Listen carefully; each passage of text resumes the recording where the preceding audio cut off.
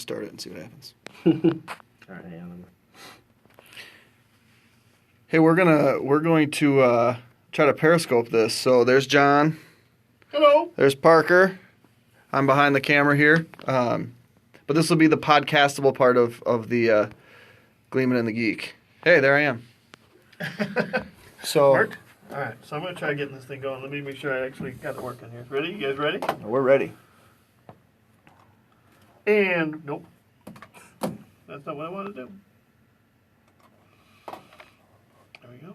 This is where they get to see the real stuff. That's it. The real deal. There's 7 people watching. There we go. And welcome to Gleeman and the Geek Extra Innings.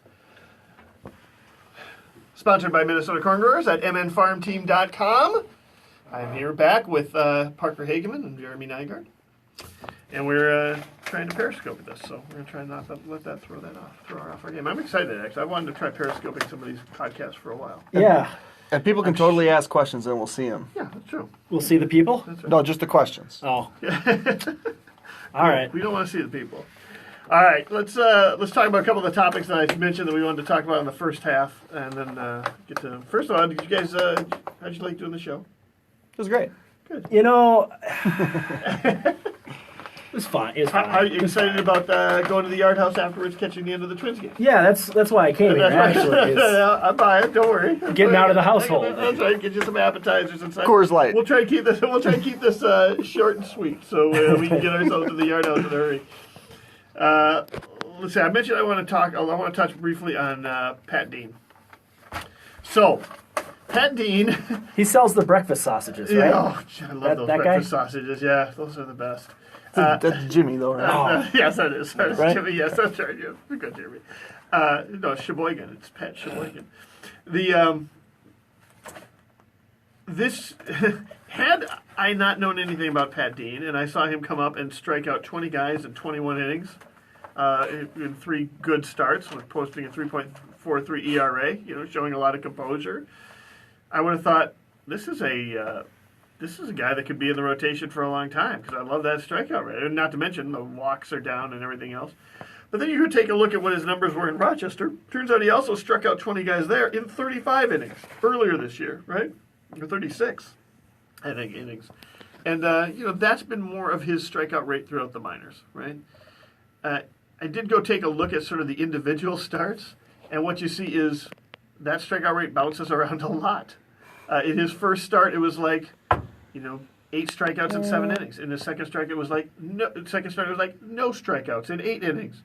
It just, from game to game, he's got an overall mediocre strikeout, because one game he'll be striking out a bunch, and the other game he won't be striking anybody out, which I don't think is... Listen, I mean, a strikeout rate varies from game to game. I'm not saying it doesn't for all pitchers, right? You just don't see that kind of extremes, right? So I just want somebody to talk to me about Pat Dean, because I guess I don't know a ton about him, other than he was, the 3rd overall pick a few years back, 2010, something like that. How optimistic can we get about Pat Dean? I'd go with a Tommy Malone ceiling right now. I mean, that's the kind of guy you're looking for. All these guys are interchangeable parts with these lefties that throw 88, 89, right? He's got some good breaking stuff. Well, and you could raise a good point. Tommy Malone's got a great strikeout rate right now in Rochester, right? And Malone has been great in Rochester for the last couple of years, but every time he goes down there, they're going to hit a wall, and Pat Dean's going to hit a wall, and he's new, and people don't have a scouting report on him yet, and once they do, he's going to get hit around. I was surprised that the Twins put him on the 40-man roster in the offseason. So was for I. starters, right? I mean, I think a lot of people. Well, they needed left-handed relief help. Well, and that's exactly right, right? And we assumed at the time, that's because he's a left-handed reliever. I was listening to Rob Antony being interviewed the day before the Twins game, and he basically said, "Yeah, well, we put him on there because we thought he was going to be a left-handed reliever." It's not like they're not pretending they knew something that the rest of us didn't know about his effectiveness and how it played out at the major league level.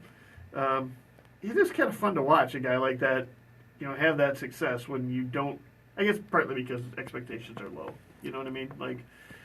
It's easier to get excited about somebody when your expectations. Do you remember how hard he put the nipple clamps on for Andrew Albers? That's when he had one of those starts. Everybody's like, "Yeah." I know. I did not have the nipple clamps on star for Andrew Albers. Well, he's back in the organization, so that's true. there's always a chance. I wondered. I think he did have a couple of starts too, where he had a pretty good strikeout rate, and maybe we were kind of thinking, well, maybe. I think we had this exact conversation. might very Somebody well did it on a podcast somewhere. All right, so let's tell our listeners then, don't get too excited about Pat Dean just yet. Now that I would think most of our listeners probably already understand that. You might want to just tell that to your friends and your other Twins fans.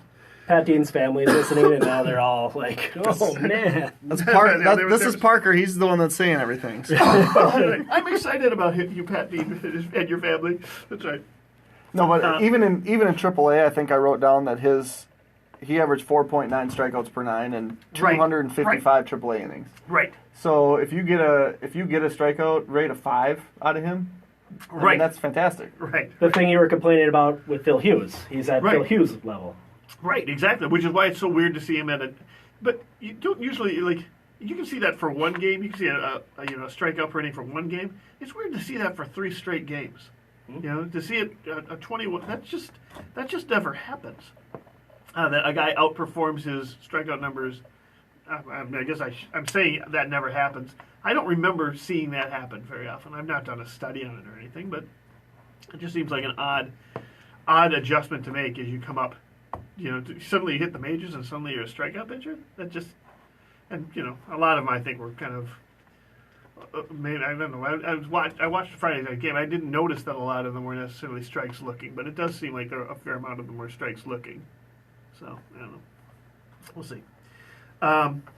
Catching. Kurt Suzuki left last night's game with concussion-like symptoms. He's supposedly all fine today. No problems. No problem at all. He also left a game back in April with numbness on his face. Or couldn't start because of numbness on his face after taking a foul tip to the mask, right? They passed the concussion protocol then, right? He also missed 5 out of 7 games in the middle of May a couple weeks ago, between the 8th and the 15th. And that was, he's got a stiff neck, which, is tied to your head. You know what I mean? Like vital part of your body. Whiplash is a stiff neck sometimes too. Right. You know what I mean? I guess it doesn't look like. I originally wrote up this question in part because I was worried that they were going to have to put him on the 7-day DL, and we're going to have to try and figure out what the Twins were going to do for replacement for the next 7 days.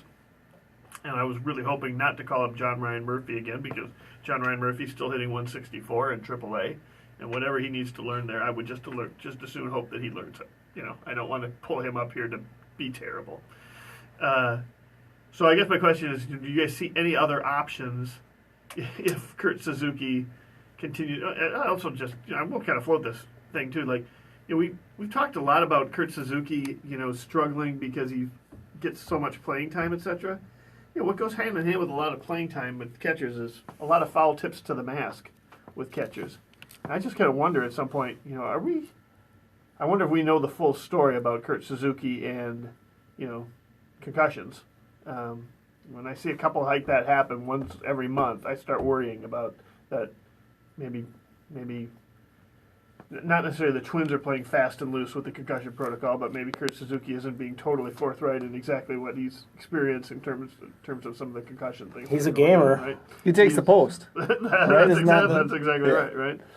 Well, I think what are the options for a catcher first? To totally rain on your parade, John, if Kurt Suzuki goes on the 7-day DL, with John Ryan Murphy being the only other guy in the 40-man, right? Yeah, it's going to be John Ryan Murphy. Yeah. But when you posed this question to me today, I thought I would do a little bit of research. Okay. And the other guy at AAA besides Murphy is this Carlos Paulino, who was a minor league free agent, and he's moved up to AAA now. Yeah. He's been at AAA. He's 26 years old. Yeah, I think he played a little bit in AAA last year. He was with Pittsburgh previously. He's organizational depth, and he throws out 31% of would-be base stealers in his minor league career. So if he's not really doing that, and he's probably going to give you a Drew Butera-like line. He is right-handed. Most catchers are, right? World Series champion Drew Butera line. He bats right-handed, right? Yeah. And Centennial bats left-handed. Switch. Centennial's a switch hitter. Is he a switch hitter? Yeah. Right? I'm pretty sure he's a switch hitter. Yeah. I think you're right. So then you have those two, and then you go down to Chattanooga where you have your best catching prospects. Stuart Turner, Okay. and Mitch Garver. Okay. And Stuart Turner, I mean, the thing on him when he was drafted was he could be a major league backstop right away. There was all these questions about what he could do offensively. Even though he came from Ole Miss, he did the JC thing, so he played 1 year at Ole Miss. He hit the ball really well, but the swing just wasn't what scouts thought would produce a decent offensive line. And in 501 plate appearances at AA, his triple slash is 224, 323, 309. Ooh. 633 OPS. That's bad. So he's had a better year this year, right? No, I think his line last year is actually, but I don't have the stats in front of me. But that's how old is he? 24? 23, 24. Okay. I mean, him and Garver came in the same class. It was the year they took 3 guys in the top 10. They took the 2 of them, and they took Navarretto. And Turner's thing was always defense. Now, the things that you alluded to, Turner was really low. Oh, the pitch framing stats Yeah. at Baseball Prospectus, yeah. Right. Turner was low. He's throwing out 36% of base stealers at AA, 33% over his career. Now, Mitch Garver, who's always been a level behind him, a year older because he was a senior signed that year, has always kind of had a chip on his shoulder because, it's a competition. I mean, that's what sports is. Was way better in Arizona. Okay. And is batting 278, 345, 397 at AA right now. Okay. He struck out 22.5% of his plate appearances, thrown out 75% of would-be base stealers this year. Holy cow. Do you know what the amount is that we're running? I think it's 9 out of 12. Okay. And 38 for his minor league career. So the guy that... So that's Turner, right? That's No, Garver. Garver. Okay, I'm sorry. And he's had his thing on Baseball Prospectus, he was really high. Yep, he was one of the top. It was Murphy, then him within the system. So, I mean, if we're talking about a guy that we would have an opportunity, Garver's going to have the best bat on any of those guys. I mean, What you're including saying Suzuki. is maybe somebody like in September call-up, maybe Mitch Garver could be positioning himself for something. Even if Suzuki goes through a concussion thing and he's going to miss extended time, or Centeno comes back down to earth and he hasn't been great lately, but he was getting hits early, that if you want to see a long-term, I mean, you got to give somebody an opportunity. Well, and if Suzuki goes down and somebody has to come up from AAA, then somebody has to take the spot at AAA too. Right. So maybe that's... well, and I would if it was me, and I would just not call up John Ryan Murphy, and I would just add Garver to the 40-man and move Turner up to AAA if you need to, and see what he can do, because both of those guys are going to be potential Rule 5 adds this offseason. I see, I gotcha. And so you're going to want to, I mean, whether you add them in August or add them in November, right, it shouldn't change your roster construction that much. Okay. Cool. Parker wants to talk, I think. Parker? My hand was getting tired. Okay. That's what she said. All right. One of the other things, since we're talking about the minor leagues, let's stay in the minor leagues because I want to talk a little bit about what's going on in High A. High A, we've got. We talked a little bit about where the help is going to come from the Twins rotation in the future. Now we were talking more immediate needs in terms of trying to replace Phil Hughes and or Ricky Nolasco. Long term, though, it looks like the future for the Twins starting rotation is right now in High A at Fort Myers. Right, we've got Stefan Gonzalez down there. Stefan Gonzalez, who was like the 3rd round draft pick, something like that. I think he was 4th. Same year as Buxton, is that right? Same year as Stewart. Same year as Stewart, okay. Yep. 21 years old, 2.01 ERA, 50 strikeouts and 53 innings pitched, right? You've also got Tyler J., who was last year's #1 draft pick, 22 years old, 2.89 ERA, 44 strikeouts and 43 innings pitched. And you got Cole Stewart, another first-round draft pick, 21 years old, 2.36 ERA, 41 strikeouts and 45 innings pitched. And then you also got Felix Jorge, which you probably Jorge's been good. He's got a really good. 1.73 ERA, so I don't want to. He's only got 43 strikeouts and 52 innings pitched, so not quite the power numbers that you would see. But they've all been really, really good, and there's been a lot of discussion about when any of them are going to get called up to AA Chattanooga, right? Well, and I think part of that, the Florida State League All-Star Game is June 18th. Okay. And Fort Myers hosts it. Oh, I see. So if you're going to have some of those guys there, they probably stay through June. Okay. I mean, Gonsalves will start then for the whatever division he's in. Okay. And that would be, and then same deal with the Midwest League. Cedar Rapids is hosting that. So Randy LeBlanc, who's been phenomenal, who probably should just be moved up, will stay, probably start that game, and then move up after that. But the whole time Gonsalves has been in the minor leagues, every single step, people have been like, When is he get promoted?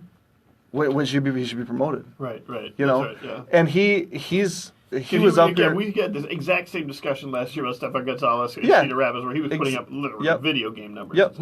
And he was up here for Twins Fest, and he's just the nicest dude. Okay. You know, he's very just like. Well, then we should promote him.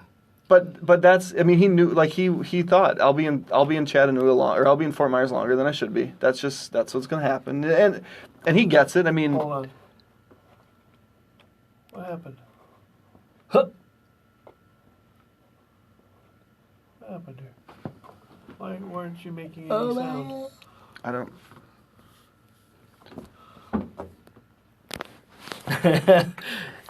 Hey. So, John's working his thing over here. technical issues. So This is the magic of radio. Or podcasting? It's podcasting at this point. Or would be podcasting. It's the magic of periscoping. Yeah. It's much easier when you have a beer. Is that allowed in here? No. Can't. Not even in the lounge, the Where? kitchen area. I don't know. We're gonna get some playback. Let's see. See what happens. Yeah, that would probably be a good idea. Missed all the good stuff. I'll talk about Mitch Garver I think again. your mic might have been off, guys. The whole time. I saw worried it about moving. Let's hit play here. Maybe. Oh.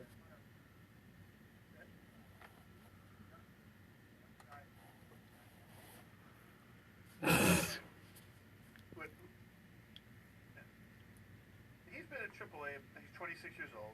I know that. What about before that? Is that choppy? That was choppy, wasn't it? Like that. How optimistic can we get about Pat Dean? Yeah, your guys' mic was off or something. Oh, no. Left-hander, right? Sorry. All right, we're gonna end the periscoping. We're gonna figure this out, and you're gonna be able to download this later, hopefully. So actually, Periscope is probably the only place you're actually going to see that 15 minutes. That 15 minutes of You guys are Playing all with the Game. super lucky. Let us know what you think. If you couldn't hear us either, maybe it's just because we weren't talking.